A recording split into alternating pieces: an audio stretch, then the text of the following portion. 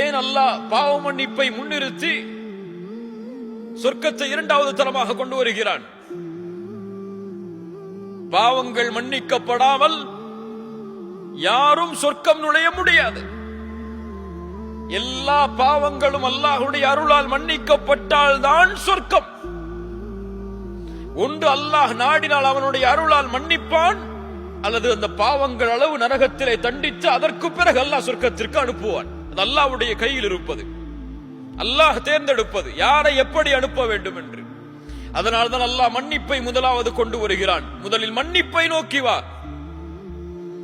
நான் உன்னை மன்னிக்க வேண்டும், அந்த இடத்தை நீ அடைய வேண்டும் என்றால் வஜன்னத்தின் அர்துஹ ஸமாவாத்து வல் அர்த், அதனுடைய விசாலம் வானம் பூமிகளை போன்றது. உஇத்தத் லில் முத்தகீன், அந்த சொர்க்கம் யாருக்கு தயாரிக்கப்பட்டிருக்கிறது? யார் தக்குவாவை உடையவர்களாக வாழ்கிறார்களோ அவர்களுக்கு தயாரிக்கப்பட்டிருக்கிறது.